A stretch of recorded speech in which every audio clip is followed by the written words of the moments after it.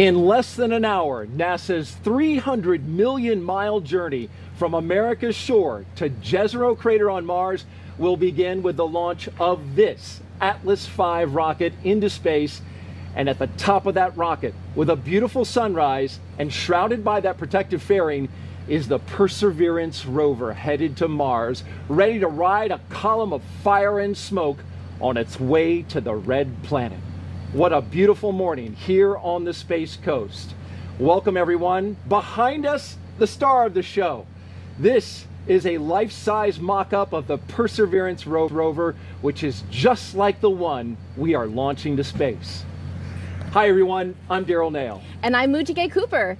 So the power source for the Mars rover is a contained radioactive battery. I've seen it up close and we had to alter the way we behaved around that. Yes. How has that changed your team's efforts? Oh yes, the operations around that are completely different. Now we have a lot of experience with these. We've flown all of America's RTGs and we're the only provider that is certified to handle them. Yeah. But you know, it is still 11 pounds of plutonium, as you saw. Yeah. And in this particular case, the one very special thing was to install it in the VIF, where we would normally never breach the containment around the spacecraft because it has to be clean and biological free.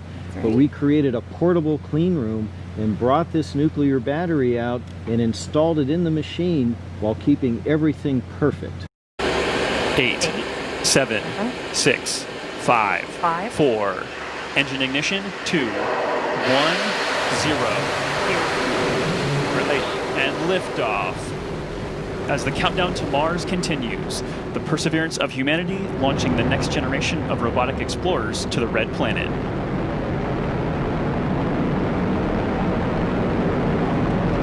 And Atlas TU has gone to closed loop control.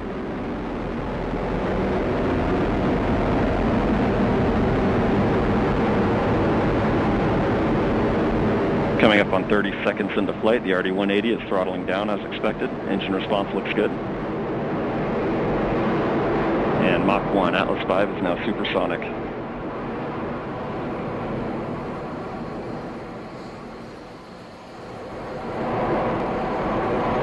And passing 45 seconds into flight, vehicle is now passing through max Q, maximum dynamic pressure.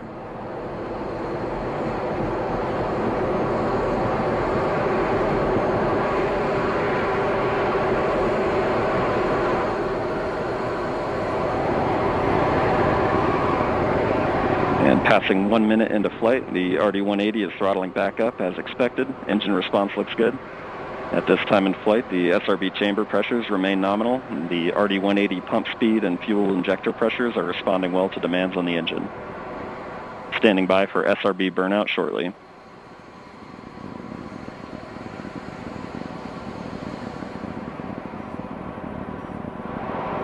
And we have burnout on all 4 SRBs. Burnout pressure signatures look good. Standing by for SRB jettison shortly.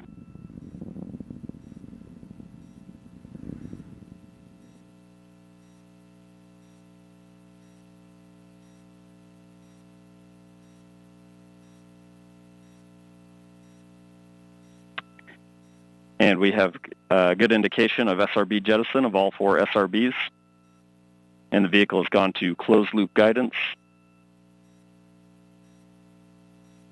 Vehicle body rates are responding nominally at this time.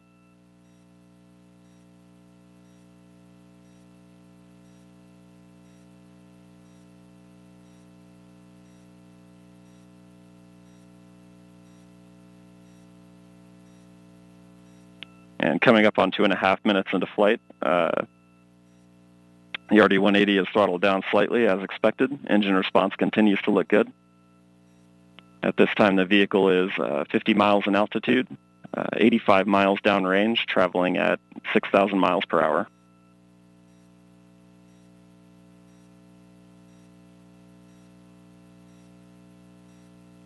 And the Centaur reaction control system is now pressurizing to flight levels.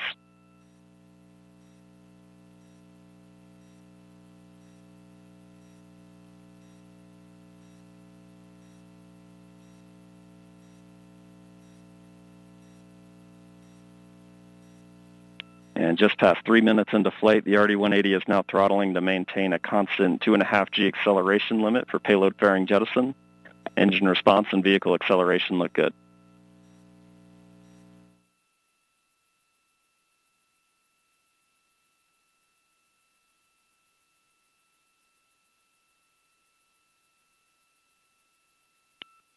And we have good indication of payload fairing jettison and Centaur forward load reactor deck jettison.